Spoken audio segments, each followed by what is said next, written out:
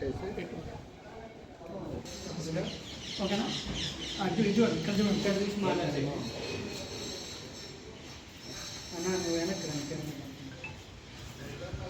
నమస్కారం. నా పేరు గురూజీ పస్తం సహాదేవరాజు.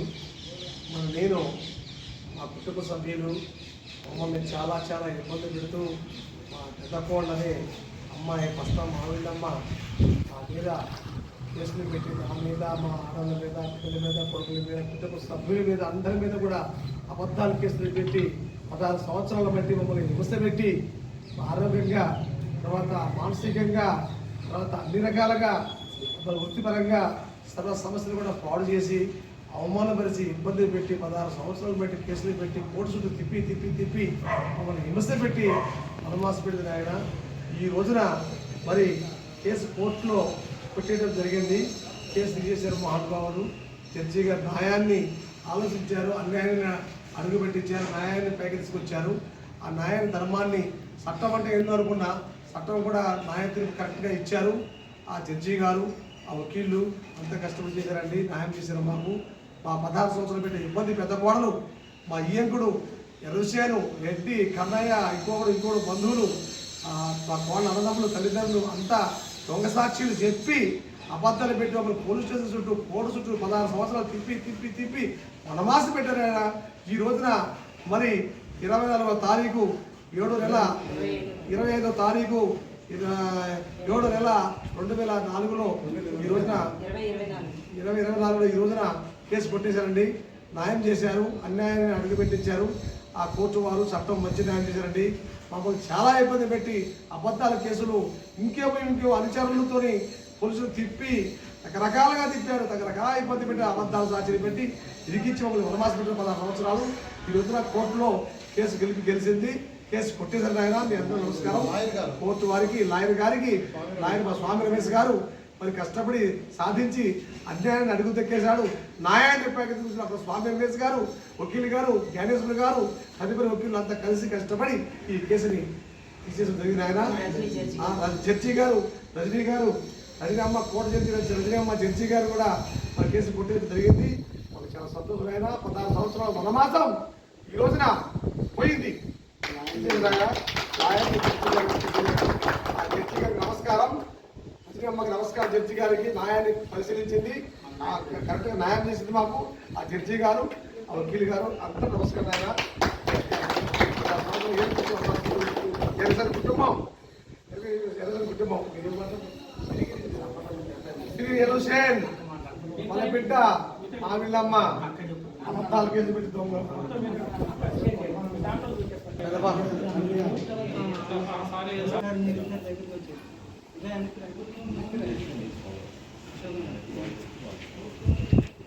కందోడి చంద్రకళ అండి. నేను పస్తం సహాదేవరాజు గురూజీ వాళ్ళ పెద్దమ్మాయిని. మా అమ్మగారు లక్ష్మి, మా అన్నయ్య గారు దుర్గావరి ప్రసాదరావు గారు, మా అన్నగారి భార్య అయిన పస్తం మావిళ్ళమ్మ ఇంటికి పెద్ద కోడలండి. ఆమె పెద్ద కోడలు అయ్యింది కూడా 16 సంవత్సరాల నుంచి ఆమె పుట్టింట్లో పాకబండ బజారు ఆమె పుట్టింట్లో ఉంటూ కొంతమందిని అబద్ధపు సాక్షులను తయారు చేసుకొని వాళ్ళ అన్నగారు రెడ్డి, వాళ్ళ నాన్న హుసేను, వాళ్ళ రెండో అన్నయ్య శ్రీగిరి కన్నయ్య, వాళ్ళ చిన్న తమ్ముడు సమ్మయ్య, శ్రీగిరి కృష్ణ వీళ్ళందరూ కలిసి మా పైన తప్పుడు కేసులు పెట్టించి పోలీస్ స్టేషన్ చుట్టూ 16 సంవత్సరాలుగా తిప్పారండి. తర్వాత 21 నుంచి కోర్టు చుట్టూ తిప్పుతూ మా నాన్నగారు, మా అమ్మ చాలా ఆరోగ్యం పరంగా కూడా నష్టపోయారండి. రీసెంట్గా మేము ఒక 8 నెలల కింద మా అన్నయ్య కూతురు లావణ్యను కూడా మా లావణ్య అత్తగారు ఇట్లా పాయిజన్ ఇచ్చి చంపడం జరిగింది. ఆ కేసులో ఉండగా కూడా పాప చనిపోయి ఒక పక్క మేము ఏడుస్తుంటే ఆమె తెల్లారి పొద్దున్నే మేము మార్చిడి దగ్గర మేము ఏడుస్తున్నాం. తల్లి ఉండి కూడా ఆమె పొద్దున్నట్టే వాయిదాకి అట్టే హాజరయ్యి వాళ్ళని వదిలిపెట్టద్దు, నా కూతురు సాక్ష్యం కూడా కావాలని చెప్పి పిటిషన్ వేసిందండి. ఆ పిటిషన్ సంబంధించిన సాక్ష్యం కూడా నా దగ్గర ఉంది. ఇలా ఎన్నో రకాలుగా మమ్మల్ని ఇబ్బంది పెట్టి మానసికంగా, ఆర్థికంగా ఎన్నో రకాలుగా మా నాన్నగారికి 67 సంవత్సరాలు అండి, మా అమ్మగారికి 57 సంవత్సరాలు. అలాంటి వారిని కూడా చాలా ఇబ్బందులు పెట్టి మా అన్నయ్య గారిని కూడా నానా రకాలుగా బ్లాక్మెయిల్ చేస్తూ ఎన్నో రకాలుగా మా అన్నయ్యని కూడా హింసలు పెడుతూ, నన్ను చిత్రహింసలు పెడుతూ ఎన్నో రకాలుగా అనుచరులను కూడా పెట్టి మమ్మల్ని బెదిరించడం కూడా జరిగిందండి చాలాసార్లు. ఈ కేసులు ఇట్లా నడుస్తున్నా కూడా ఇంకా వాళ్ళ అన్న రెడ్డి మొన్న కూడా డీజీపీ గారికి అబద్ధ కేసు పంపించారండి. దానికి సంబంధించి మేము గురుపత్త పోలీసు వారికి ఇచ్చాము. దాన్ని కూడా వాళ్ళని పిలిచి బెదిరించి దాన్ని తీసేయడం జరిగింది. ఇలా ఎన్నో రకాలుగా మమ్మల్ని తప్పుడు కోర్టు నుంచి పేపర్లు పంపిస్తూ నానా రకాలుగా చిత్రహింసలు పెట్టారండి. కానీ ఈ రోజున జడ్జి గారు కోర్టులో మన బెక్కం రజనీ గారు జడ్జి గారు, మరి స్వామి రమేష్ పెద్ద లాయర్ గారు, ఇంకో లాయరు జ్ఞానేశ్వర గారు, పీపీ లాయర్ గారు నర్సయ్య గారు, వీళ్ళందరూ వాదాపవాదనలు విని జడ్జి గారు బెక్కం రజనీ గారు మాకు జడ్జి అమ్మ మంచి తీర్పుని ఇవ్వడం జరిగింది. అన్యాయాన్ని న్యాయం ఏంటో తెలుసుకొని మాకు మంచి తీర్పుని ఇచ్చారండి. మాకు అన్యాయాన్ని పక్కకు పెట్టి భగవంతుడు కూడా ధర్మాన్ని గెలిపించాడు. దీని సందర్భంగా మేము మా వేదన మీడియా ముందుకు వచ్చి తెలియజేసుకుంటున్నామండి. ఇట్లా ఎన్నో రకాలుగా చాలామంది తప్పుడు కేసులు పెడుతూ ఎన్నో కుటుంబాలను నాశనం చేస్తున్నారండి. మీడియా వారు కూడా సహకరించి దీనికి కొంచెం వీళ్ళు ఇలాంటి వాళ్ళు కొంచెం బుద్ధి చెప్పేలాగా చేయాలి. ఈ సందర్భంగా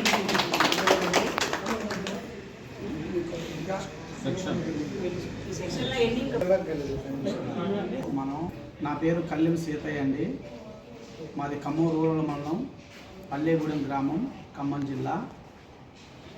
ఈరోజు గురూజీ సహదేవరాజు గారు గంధసిరి గ్రామానికి చెందిన మా కుల పెద్ద ఆయన పెద్ద కోడలు గురువుగారి మీద ఏదో తప్పుడు కేసులు పెట్టి కొంతమంది సలహాలు సూచనలు తీసుకొని 16 సంవత్సరాలుగా గురువుగారిని కోర్టు చుట్టూ, వాళ్ళ ఫ్యామిలీని కోర్టు చుట్టూ, తర్వాత పోలీసు చుట్టూ తిప్పటం చాలా బాధాకరమైన విషయం. మీ ఎన్నోసార్లు కూడా కుల పెద్ద మనిషి నేను ఈ ఖమ్మం జిల్లా బేడాబుడగ సంఘం అధ్యక్షుడిని, తర్వాత మాజీ అధ్యక్షుడిని. నేను ఎన్నోసార్లు కూడా సిరిగిరి మన గురూజీ వాళ్ళ పెద్ద కోడల ఫ్యామిలీని కూడా అన్ని సంప్రదించాను. వాళ్ళ పెద్దలతో కూడా ఫోన్లో మాట్లాడాను, వాళ్ళ నాన్నగారితో వాళ్ళ ఫ్యామిలీతో మాట్లాడాను. గురువు గారి నుంచి మీ ఫ్యామిలీకి ఎటువంటి సమస్య ఇకనైనా వస్తే మీరు చెప్తున్నారు ఎన్నో మాకు తెలియదు, ఆయన చెప్తున్నారు మీకు తెలియదు, కానీ ఇక నుంచి భద్రగా కుల సంఘంగా కుల పెద్ద మనుషులుగా మేమందరం చర్య తీసుకుంటాం. గురువుగారి విషయం నుంచి మీకు ఎటువంటి సమస్య రాకుండా మేము మాట్లాడతామని చెప్పి కూడా వాళ్ళ ఫ్యామిలీకి చెప్పడం జరిగింది.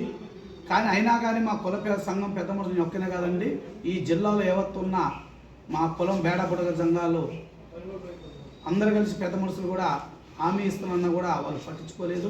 గంధసిరిలో ఉన్న పెద్ద మనుషులు పొలిటికల్ లీడర్స్ మిగతా కులాలు కూడా కమ్మారెడ్డి వాళ్ళు కూడా చాలామంది కూడా ఫోన్లు చేయడం జరిగింది మా ముంగట్లే.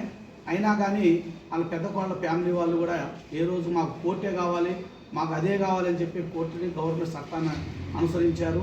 గురువుగారు కూడా మన సంఘానికి వచ్చి కలిసి ఉన్నాం రా చుట్టమా, మనకు గొడవలు వద్దు, పంచాయతీలు వద్దు, కోర్టు చుట్టూ అవసరం లేదు, 4 రోజులు బతికి ఉండే జీవితం మంది, కలిసి ఉన్నాం. మా కొడుకు ఒక్కడే ఉంటాయి, పిల్లలు ఎదిగారు, పెద్ద పిల్లకి సంబంధం వస్తుంది కాబట్టి మనందరం కలిసి ఉండి పెద్ద పిల్లలకి కూడా మనం పెళ్లి చేద్దామని కూడా పెద్ద ఆయన మా సంఘానికి వచ్చిండు, చెప్పినా కూడా మేము కూడా సంప్రదించిన కూడా మా మాట పక్కన పెట్టి ఆయన వంకపోట్లు ఆయన రూట్లో ఆయన వెళ్ళిపోయి ఈరోజు కోర్టు చుట్టూ తిప్పారు.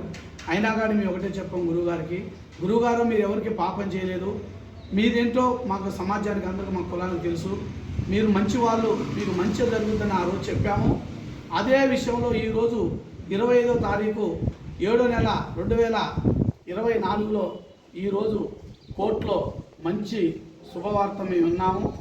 ఆ విన్న క్షణమే గురువుగారిని సంప్రదిద్దామని చెప్పి వచ్చి గురువుగారి దగ్గరికి వచ్చి కలుసుకున్నాము. కాబట్టి గురువుగారు న్యాయం గెలుస్తుందని ఆ రోజు మా జిల్లా మొత్తం మీద పెద్ద మనుషులు చెప్పాము. ఈరోజు న్యాయం జరిగింది కాబట్టి మీకు మంచి న్యాయం జరిగింది, మాకు కూడా సంతోషం అని చెప్పి గురువుగారిని కూడా మేము అభినందన చేస్తున్నాం. దాంతోపాటు ఈ జిల్లాలో ఉన్న ఏవత్తో బేడబుడగ సంఘాలు మా కులంలో కూడా ఇప్పుడు ఇదంతా టెలిగేట్ అవుతుంది, పేపర్ స్టేట్మెంట్ వస్తుంది, ఇది కూడా చూసి ఆనందించాలని చెప్పి మీరు ఈ సందర్భంగా కోరుకుంటున్నాం. అదేవిధంగా ఈరోజు మన జడ్జి గారు కూడా న్యాయం అన్యాయం ఏంటనేది ఈరోజు మా సంఘంలో మా కులంలో ఎవరు కూడా కులంలో కూర్చొని మాట్లాడుకున్నట్టు తప్ప మేము ఏ రోజు కూడా కచ్చేరి ఎక్కలేదండి. ఈరోజు మా గురువుగారు కచ్చేరి ఎక్కింది మేము చూశాము. కాబట్టి విజయం మా గురువుగారు సాధించారు, న్యాయం మాకు జరిగింది, గురువుగారికి జరిగింది, దాన్ని మేము అభినందిస్తున్నాము. అదేవిధంగా మన లాయర్ గారు కూడా ఎంతో ప్రయత్నం చేశారు, మా జడ్జి గారు కూడా మేడం గారు కూడా ఆమె కూడా ధన్యవాదాలు మా సంఘ పరంగా కూడా తెలియజేస్తున్నాం. లాయర్ గారు కూడా మా కుల సంఘ పరంగా కూడా వాళ్ళకి ధన్యవాదాలు తెలియజేస్తున్నాం. మేడం గారు తెలియజేస్తున్నాం. అదేవిధంగా మా గురువు గారు కూడా మేము తెలియజేస్తున్నాం, అభినందనలు తెలియజేస్తున్నాం. కాబట్టి ఈరోజు మంచి వాళ్ళకి ఎప్పుడైనా మంచి జరుగుతుంది అనే విషయం మాకు ఈరోజు చట్టపరంగా మాకు తెలిసింది. ఈరోజు మా కులంలో ఎవరు కూడా రాజకచ్చీలు ఎక్కలేదు ఈ ఖమ్మం జిల్లాలో. తొలిసారి గురువుగారి రాజకీయ ఎక్కిండు, విజయం సాధించుండు. ఇక నుంచి ఏ విషయమైనా కూడా గురువుగారి విజయం సాధించాలని చెప్పి ఈ సందర్భం కోరుకుంటున్నాం. గురువుగారి దగ్గర న్యాయం ఉంది కాబట్టి గురుగారి వైపు మేము నిలబడ్డాం.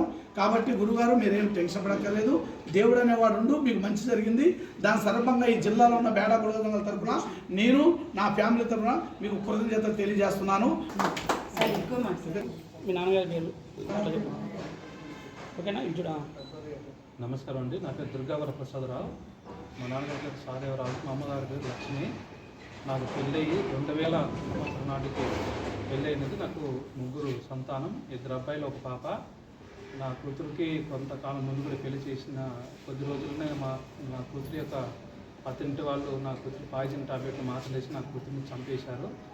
మేము ఈ బాధలో ఉండగా నా భార్య మాపై గత 16 సంవత్సరాల పై నుంచి మాపై లేనిపోయిన ఆరోపణలు చేసి కేసులు పెట్టి పోలీస్ స్టేషన్ చుట్టూ కోర్టు చుట్టూ తిప్పుతూ కుల పెద్ద మనుషులు, గ్రామ పెద్ద మనుషులు ఎంత చెప్పినా కానీ వాళ్ళ అన్న రెడ్డి, వాళ్ళ అన్నదమ్ములు సమ్మయ్య, కన్నయ్య, ఎర్రుసేను, ఆయన భార్య, వాళ్ళ కుటుంబ సభ్యులు, కుల పెద్ద మనుషులు కానీ గ్రామ పెద్ద మనుషులు ఎంత చెప్పినా కానీ వాళ్ళు మారకపోగా మీకేం కావాలి, మీకు కోర్టులో జరగవలసిన న్యాయం మేము కుల సంఘంలో మీకు చెప్తాము, గ్రామస్తులు మీకు చెప్తామని అన్నా కానీ కులం చెప్పిన మాట కూడా వినిపించుకోకుండా మేము ఏదన్నా కోర్టులోనే మాట్లాడుకుంటామని చెప్పి కులాన్ని, గ్రామాన్ని వాళ్ళ మాట వినిపించుకోకుండా కోర్టు చుట్టూ మమ్మల్ని తిప్పించి మమ్మల్ని అనేక రకాలుగా అవమానించి కించపరిచి టీవీలు, పేపర్లో కూడా వాళ్ళ గతంలో మాట్లాడి మమ్మల్ని చాలా మానసికంగా ఇబ్బంది పెట్టారు.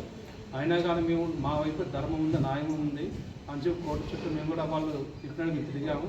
తీరా వాళ్ళు దొంగ సాక్ష్యాలు పెట్టారు. దొంగ సాక్ష్యం పలికిన దాంట్లో కొండపల్లి వెంకటేశ్వరు, కొండపల్లి కోటయ్య, వీళ్ళు వాళ్ళకి సంబంధించిన మనుషులతో మాపై వాళ్ళు ఉంటుంది ఖమ్మం, మేము ఉండేది గంధస్థితి గ్రామం.